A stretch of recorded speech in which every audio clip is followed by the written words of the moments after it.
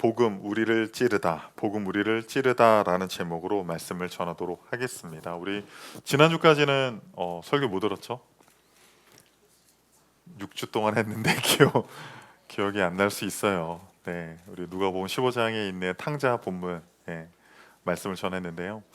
사실은 제가 그 사복음서에 나오는 예수님의 기적 시리즈를 또 준비를 한 7주 정도 했습니다. 그런데 갑자기 복음에 대한 부분을 좀 전하고 싶었어요. 그래서 복음의 아주 기초적인 부분을 오늘이랑 다음 주 두 주를 통해서 여러분들에게 말씀을 좀 전하기를 원합니다. 1905년 11월 17일 밤 을사늑약이 체결이 되었습니다. 대한제국의 외교권이 일본에 의해 박탈이 된 순간입니다.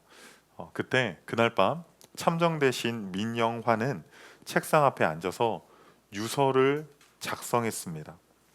짧은 글이었지만 이 글은 당시 조선에 있었던 많은 사람들에게 마음에 울림을 주었습니다.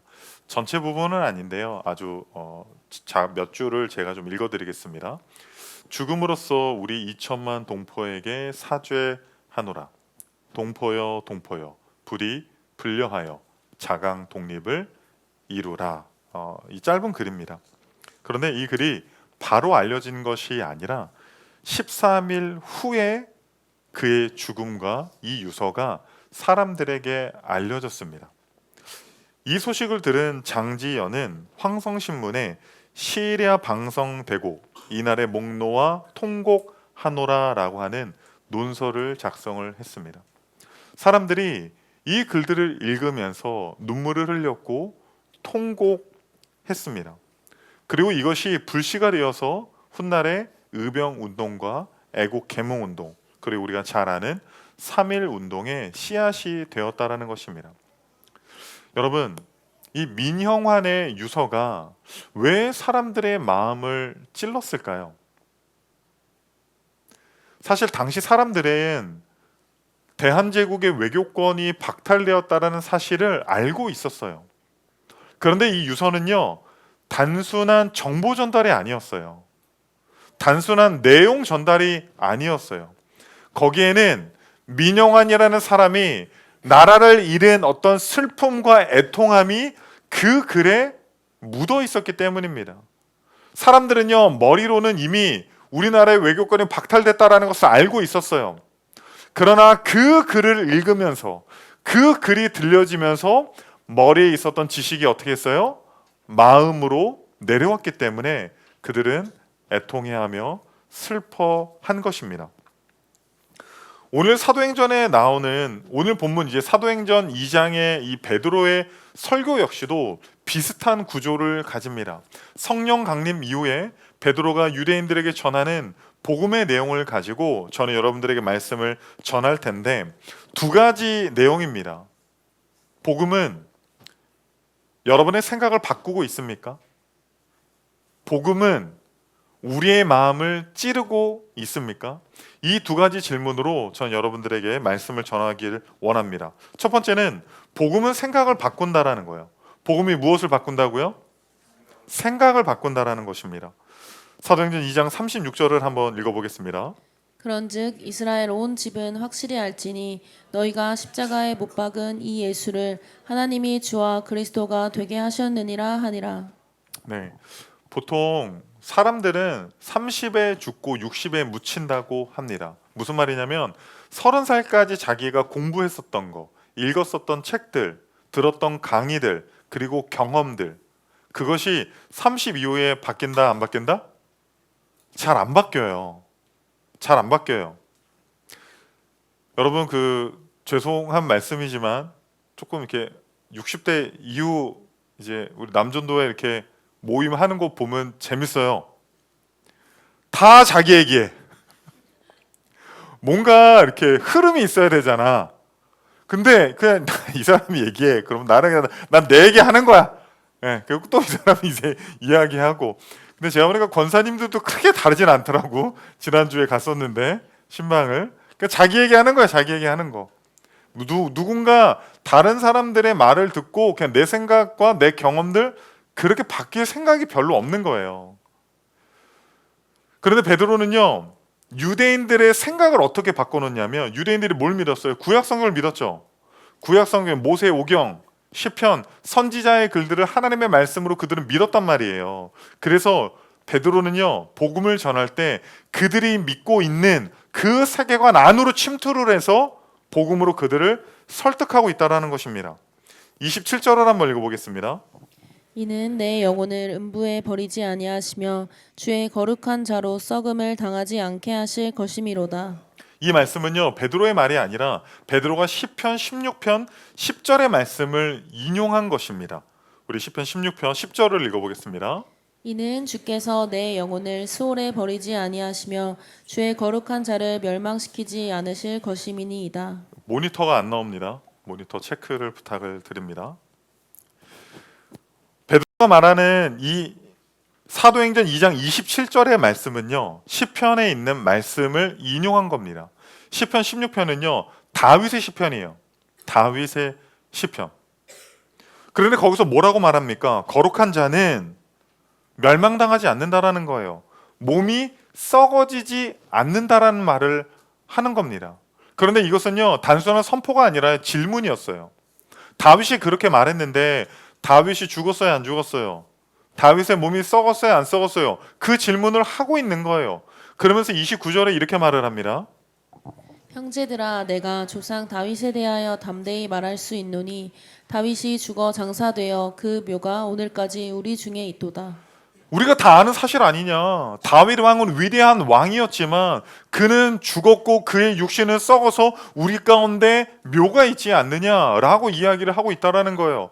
그러면 시편 16편에서 다윗이 말한 그 죽어도 썩지 않는 그 사람이 누구냐라는 거예요. 다윗이 아니라는 거죠. 그 사람이 누구냐? 사도행전 2장 32절에 베드로가 이렇게 말을 합니다. 이 예수를 하나님이 살리신지라. 할렐루야.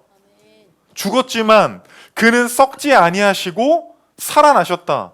그러니까 다윗이 말했던 시편 16편에 말했던 그 자가 누구예요? 죽어도 소홀히 가지 아니하고 육체가 썩지 않는 자가 누구예요? 예수를 가리키고 있다라고 말을 합니다.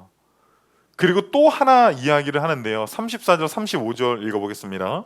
다윗은 하늘에 올라가지 못하였으나 친히 말하여 이르되 주께서 내 주에게 말씀하시기를 내가 내 원수로 내 발등상이 되게 하기까지 너는 내 우편에 앉아 있으라 하셨도다 하였으니. 이건 역시도요. 또 시편 110편 1절을 인용한 거예요. 시편을 보면 이렇게 돼 있어요. 여호와께서 내 주에게 말씀하시기를 내가 내 원수들로 내 발판이 되게 하기까지 너는 내 오른쪽에 앉아 있으라 하셨도다. 똑같은 말씀이에요. 똑같은 논리를 가지고 이야기하는 거예요. 너희들 시편 믿지? 너희들 구약 성경 하나님의 말씀으로 믿지? 근데 그걸 가지고 그들을 설득하는 거예요. 다윗이 내 주라는 표현을 하잖아요. 보통 주라는 표현은요, 왕에게 하는 표현이거든요. 왕에게. 그런데 다윗이 왕이잖아요. 그런데 다윗이 누군가에게 주라고 이야기를 하고 있는 거예요. 누군가에게. 그런데 그 누군가가 누구예요? 전부 다 예수 그리스도라고 이야기를 하고 있다라는 거예요. 너희들이 믿는 그 모세오경, 너희들이 믿는 시편, 너희들이 믿는 그 구약 성경이 누구를 말하는 것이냐면 예수 그리스도를 말하는 것이다라고 지금 베드로가 설교를 하고 있다라는 것입니다. 그리고 베드로는요, 하나의 개념을 더 가지고 와요. 회개라는 개념을 가지고 오는데 우리 사도행전 2장 38절을 한번 읽어보겠습니다. 베드로가 이르되 너희가 회개하여 각각 예수 그리스도의 이름으로 세례를 받고 죄 사함을 받으라. 그리하면 성령의 선물을 받으리니. 이 회개라는 단어는요, 메타노에오라고 하는 헬라어인데요, 합성어예요. 메타라는 단어와 누스라고 하는 단어의 합성어입니다. 메타는요, 전환, 변화라는 단어예요. 변화. 누스는 마음, 생각, 지성이라는 뜻입니다. 그러면 회개는 뭐예요? 우리가 회개할 때 감정에 북받쳐서 눈물을 흘리고 애통해하는 것도 있지만 뭐가 변하는 거예요? 우리의 마음, 생각, 지성의 변화가 회개라는 것입니다. 기독교는요, 덮어놓고 믿는 신앙이 아니에요. 기독교는 그냥 믿으면 천국 가니까 그냥 믿어, 이렇게 해서 믿을 수 있는 신앙이 아닙니다. 기독교는요, 느낌에 의한 종교가 아니에요. 기독교는 정확한 변화가 있는 거예요. 역사적 사실에 근거하여서 무엇이 변하는 거예요? 우리의 생각, 우리의 마음, 우리의 지성에 변화가 있는 종교라는 것입니다. 우리 36절 다시 한번 읽어보겠습니다. 그런즉 이스라엘 온 집은 확실히 알지니 너희가 십자가에 못 박은 이 예수를 하나님이 주와 그리스도가 되게 하셨느니라 하니라. 그러니까 베드로는 계속 유대인들에게 이렇게 말하는 거예요. 너희들이 읽는 그 모세오경도 시편도 선지자들의 글도 누구를 가리키고 있는 것이냐면 그것이 예수를 가리키고 있다라고 설명을 하고 있다라는 거예요. 여러분, 다윗과 골리앗의 이야기 아시죠? 다윗과 골리앗의 이야기. 둘이서 싸웠을 때 누가 이겼어요? 다윗이 이겼죠. 다윗이 이기고 나서 누가 좋아해요? 이스라엘 사람들이 좋아해요. 그것은 다윗의 승리만이 아니었어요. 누구의 승리였어요? 이스라엘의 승리였어요. 동계올림픽 보셨습니까? 동계올림픽? 봤대요. 봤습니다. 우리 승호도 봤습니다. 나도 봤다. 쇼트트랙 보셨어요? 금메달 딸 때? 뭐 최민정이라든가 그 김길리는 남보로 길리래요.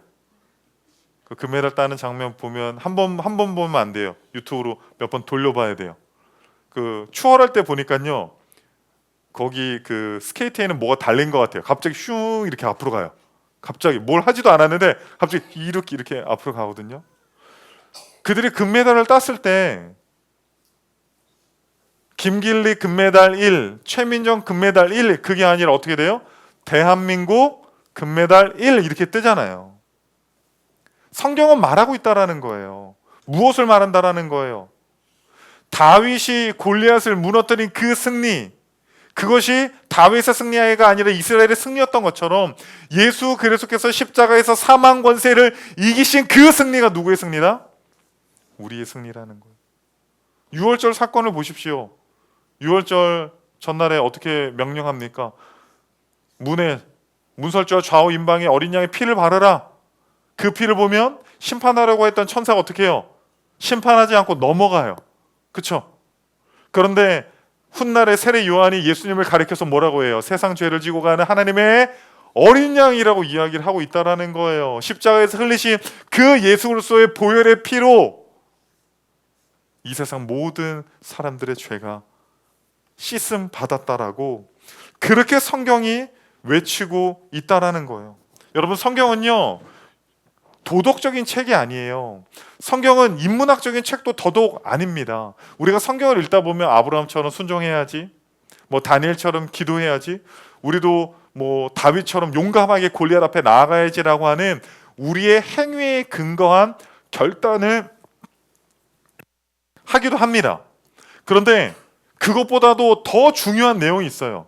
성경은 너가 무엇을 해야 되는지 알려주는 책이기 이전에 성경은 예수님께서 우리를 위해서 무슨 일을 행하셨는지 알려주시는 책이에요.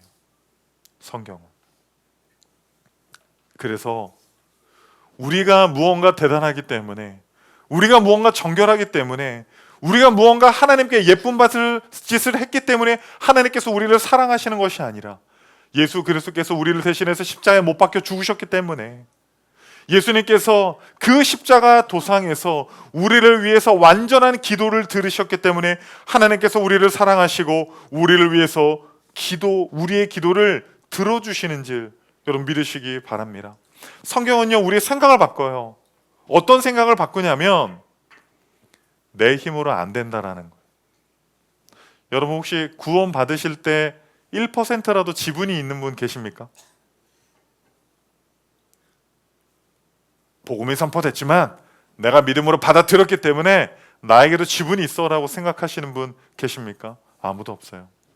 복음을 받아들일 때, 우리가 구원받을 때 100% 그리스도의 은혜로 구원받은 것처럼 구원받은 이후의 삶 역시도 나는 아무것도 아니고 누군가의 도움이 필요한 사람이다, 예수님의 도움 없이는 살아갈 수 없는 사람이라고 하는 그 생각이 변화되는 거예요.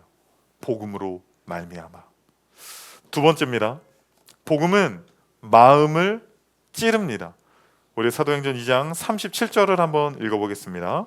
그들이 이 말을 듣고 마음에 찔려 베드로와 다른 사도들에게 물어 이르되 형제들아 우리가 어찌할꼬 하거늘.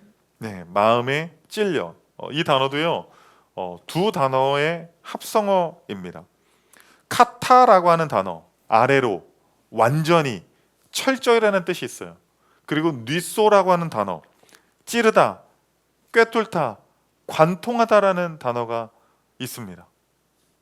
제가 오늘 아침에 이제 이렇게 일어나려고 하는데 뭔가 이제 완전히 일어나기 전에 살짝 그 눈은 감고 있는데 뭔가 이렇게 정신이 이렇게 돌아오는 그런 느낌 있잖아요.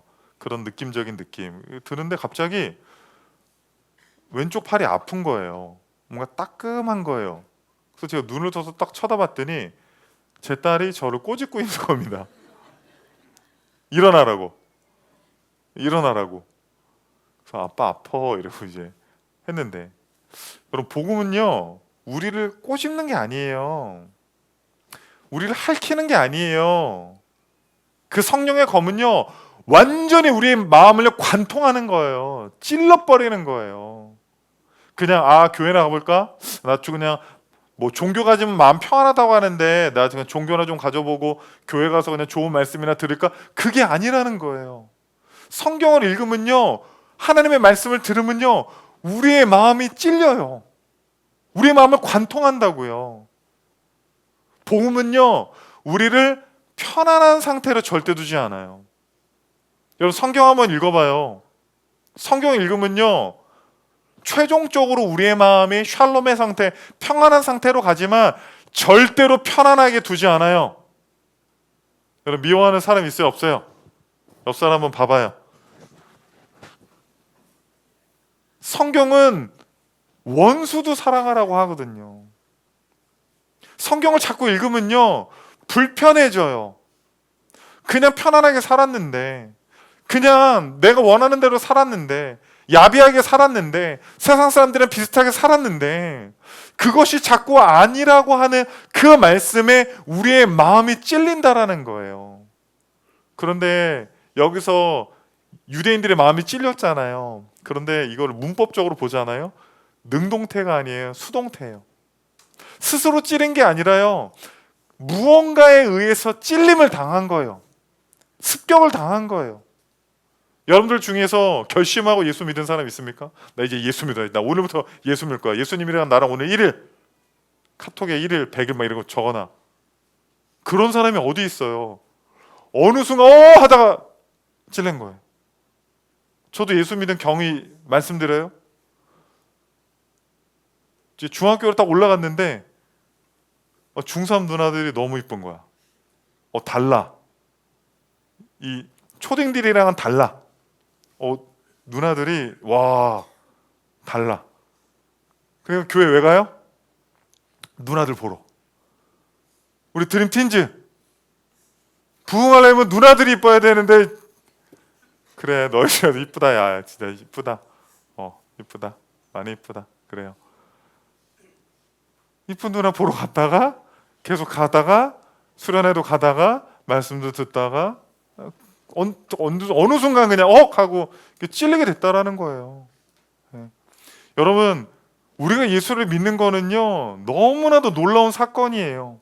내가 결심한다고 내가 노력해서 된다는 것이 아니라 그냥 어느 순간 예수 그리스도에 의해서, 복음에 의해서 습격을 당하게 된다라는 거예요. 사도행전 2장 23절 36절 한번 읽어보겠습니다. 그가 하나님께서 정하신 뜻과 미리 아신 대로 내준 바 되었거늘 너희가 법 없는 자들의 손을 빌려 못 박아 죽였으나 그런즉 이스라엘 온 집은 확실히 알지니 너희가 십자가에 못 박은 이 예수를 하나님이 주와 그리스도가 되게 하셨느니라 하니라. 지금 베드로가 유대인들에게 너희가 예수를 못 박았다고 말하잖아요. 니네들이 예수를 못 박았다고 이야기하잖아요. 그런데 역사적인 정황을 한번 살펴봅시다. 당시 베드로가 설교를 할 때는 오순절이었어요. 그리고 예수님이 십자가에 못 박혀 죽으실 때는 6월절이었습니다. 유월절과 오순절은 50일간의 차이가 있어요. 유월절 이후 50일간의 그 간격이 있단 말이에요.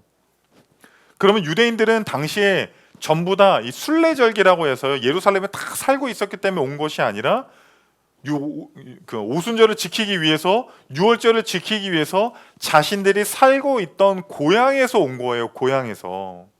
그런데 지금 베드로의 설교를 듣고 있는 이 사람들이 어디 출신이냐면 사도행전 2장 9절 11절에 이렇게 나와 있습니다. 우리는 바데인과 메데인과 엘람인과 또 메소보다미아, 유대와 갑바도기아, 본도와 아시아, 부르기아와 밤빌리아, 애국과 및 구레네에 가까운 리비아 여러 지방에 사는 사람들과 로마로부터 온 나그네 곧 유대인과 유대교에 들어온 사람들과 그레네인과 아라비아인들이라 우리가 다 우리의 각 언어로 하나님의 큰 일을 말함을 듣는도다 하고. 어디 사람들이에요? 뭐 아랍 사람들도 있고 북아프리카 사람들도 있고 소아시아 사람들도 있고 심지어 저 멀리 유럽에서 온 사람들도 있어요. 유럽에서 만약에 여러분 로마에서 예루살렘까지 가려면 얼마나 걸릴 것 같아요? 중세 시대 때는요, 여러분 유럽에 있는 사람들이 성지 순례 가는 거는요 소망이기도 했고 꿈이기도 했으며 목숨을 거는 행위였어요. 그 정도로 위험해서요 아무나 성지 순례를 갈 수 없었습니다. 성지 순례 갔다가 돌아오지 못한 사람들이 더 많을 정도였습니다. 그런데 그것보다도 1000년이나 더 전에 그 지방에 있는 사람들이 예루살렘까지 오려면 도대체 얼마나 시간이 걸리겠습니까? 유월절도 오고 오순절도 왔다고요? 저는 이해되지 않아요. 그래서 그들은 자신들의 스케줄에 맞게끔 올해는 유월절을 지키고 그 다음에는 오순절을 아마 지켰을 것입니다. 중요한 것은 무엇이냐면 지금 베드로의 설교를 듣고 있는 그 사람들은 실제로 골고다 언덕에서 예수를 못 박았어요? 아니에요. 아니란 말이에요. 그런데 베드로는 계속 뭐라고 이야기해요? 손가락질하면서 네가 못 박았다라는 거예요. 여기에 있는 여러분들이 그날 예수를 십자가에 못 박은 사람들이 당신들이라고 이야기를 하고 있는 겁니다. 그때 그 사람들이 어떻게 반응했어요? 저 아닌데요. 제가 안 그랬는데요. 그게 아니에요. 마음에 찔렸다라는 거. 마음에 찔렸다라는 거. 내가 예수를 못 박았다라고 이야기하는 거예요. 여러분 죄책감과 회개의 차이가 뭔 줄 아세요? 죄책감은요, 나는 규칙을 어겼다. 그래서 나는 벌 받을 거야. 나는 창피하다. 이 정도의 감정선에서 머물러 있는 것을 죄책감이라고 말해요. 그러면 회개는 무엇입니까? 회개. 우리 회개 한번 같이 한번 읽어보겠습니다. 나는 그분의 마음을 찢었다. 나를 위해 모든 것을 버리신 분을 배신했다. 네, 회개는요, 그분과의 관계에서 오는 그 아픔, 슬픔, 그 눈물이 있는 거예요. 베드로는 그거를 경험을 했습니다. 누가복음 22장에서 로마 군병에 의해서 예수님이 잡혀가시던 그날 밤 베드로가 예수님을 쫓아갔어요. 모든 제자들은 떠났지만 베드로는 아마도 포대기 하나 이렇게 둘러쓰고 베드로 아닌 척하고 쫓아갔습니다. 그런데 사람들이 보니까 뭐라고 이야기해요? 예수를 쫓아다녔던 그 사람인 거예요. 그래서 야, 너 예수의 제자지? 너 이 사람도 예수와 함께 있었다라고 막 이야기를 합니다. 그때 베드로가 뭐라고 이야기합니까? 아니라고 이야기해요. 부인합니다. 그리고 뭐라고 이야기해요? 마지막에는 저주를 해요. 그런데 그 순간 누가복음 22장 61절에 이렇게 되어 있습니다. 주께서 돌이켜 베드로를 보시니 베드로가 주의 말씀 곧 오늘 닭 울기 전에 내가 3번 나를 부인하리라 하심이 생각나서. 그렇게 부인하고 배신했는데요, 예수님이랑 눈이 딱 마주쳤어요. 예수님이랑. 여기서 질문하겠습니다. 예수님이 어떤 눈으로 쳐다봤을까요? 예수님이 베드로가 자신을 부인하고 저주하는 걸 딱 듣고 봤어요. 그리고 눈이 딱 마주쳤어요. 그때 예수님의 눈빛이 어떤 눈빛이었을까요? 으이그시, 너 그럴 줄 알았다 너. 부활하고 봐 너. 줄 봤다 준비. 아니면 째려봤을까요? 째려봤을까요? 저는 이제 보통 형제들은 째려보는 거 잘 안 하잖아요, 그렇죠?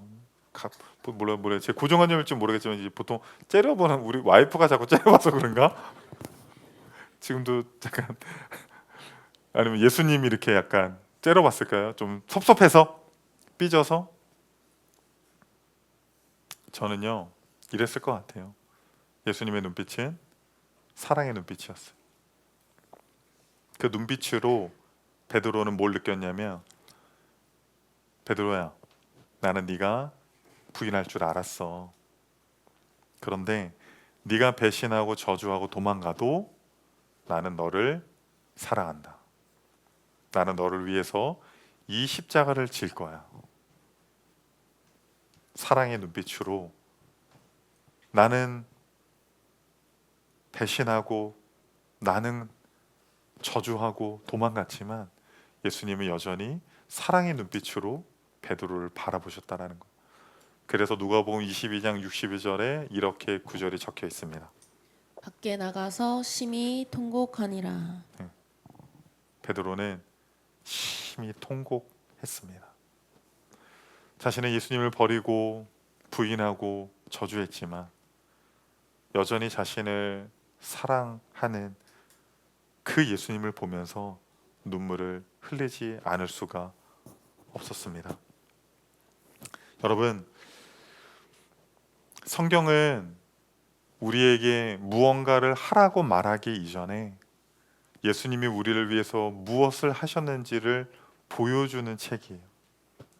복음은 예수가 너를 위해서 죽었으니까 너도 죽어! 라고 하는 것이 복음이 아니라 얼마나 하나님께서 우리를 사랑하셨는지, 우리가 얼마나 비겁하고 우리가 얼마나 야비하고 우리가 얼마나 그 복음 앞에서 말씀 앞에서 하나님 앞에서 주님을 떠나는 그러한 모습을 보였음에도 불구하고 얼마나 그 큰 사랑으로 끝까지 우리를 사랑하셨는지 보여주는 것이 복음이라고 생각합니다. 이 복음을 베드로가 유대인들에게 전했습니다. 그러자 그 말씀을 듣고 유대인들이 이런 반응을 합니다. 37절을 읽겠습니다. 그들이 이 말을 듣고 마음에 찔려 베드로와 다른 사도들에게 물어 이르되 형제들아 우리가 어찌할꼬 하거늘. 우리가 어찌할꼬. 이 큰 사랑을 받았는데, 이 큰 은혜를 경험했는데 우리가 도대체 어떻게 살아야 할까? 우리가 이제는 도대체 무엇을 해야 할까? 그런 질문을 했다라는 거예요. 18세기 영국 복음주의의 부흥 운동을 이끌었던 존 웨슬리와 함께 부흥 운동의 주역이었던 조지 화이트필드라고 하는 목사님이 있습니다. 어느 날 브리스톨 외곽 킹스우드 지역에 탄광을 찾아갔습니다.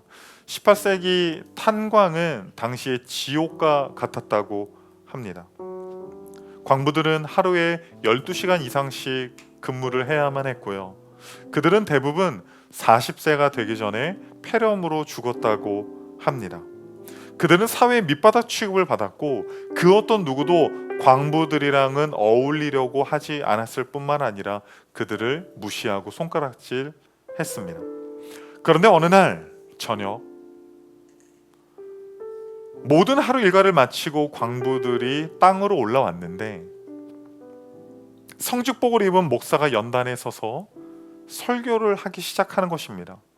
광부들은 자연스럽게 그 연단 앞에 가서 말씀을 들었습니다. 당연히 그곳에서 말씀을 전하는 사람은 화이트필드 목사님이었을 것입니다. 화이트필드 목사님은 복음을 전했습니다. 그런데 그 복음은 너희들이 죄인이니까 회개하라는 그 말씀이 아니라 이런 말씀이었다고 합니다. 여러분은 너무나도 귀한 존재입니다. 여러분은 사랑을 받았습니다. 하늘의 왕이신 그 예수 그리스도께서 여러분을 너무나도 사랑하셔서 그 하늘 보좌를 버리시고 이 땅에 오셔서 여러분을 위해서 대신 십자가에 피 흘려 죽으셨습니다. 그러니 여러분이 얼마나 귀한 존재입니까? 여러분이 얼마나 사랑받는 존재입니까? 그 복음의 메시지를 들었다라는 거예요. 당시 목격자들의 기록에 의하면 이러한 내용이 남아 있습니다.